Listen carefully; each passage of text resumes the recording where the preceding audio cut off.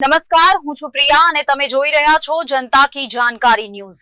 નજર કરીએ આજના સમાચાર ઉપર। ડીસા ખાતે આવેલ દીપક હોટલ 4 રસ્તા પાસે કિયા ગાડીને નડ્યો અકસ્માત।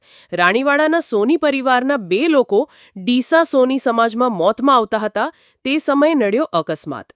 કિયા ગાડીના ડ્રાઈવર સ્ટીયરિંગ પરનો કાબુ ગુમાવતા સર્જાયો અકસ્માત। ડીસા ખાતે લગાવવામાં આવેલ નેત્રમ કેમેરાના થાંભલા સાથે ગાડીનું ટાયર અથડાતા ગાડી 3 પલટી મારી હતી।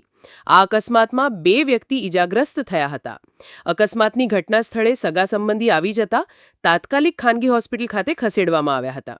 ઘટના બાદ આસપાસના લોકોના ટોળે એકઠા થયા હતા। લોકોએ એકઠા થઈ પલટી મારેલી કિયા ગાડીને ઊભી કરી હતી। રિપોર્ટ ભરત ઠક્કર, ડીસા, બનાસકાંઠા।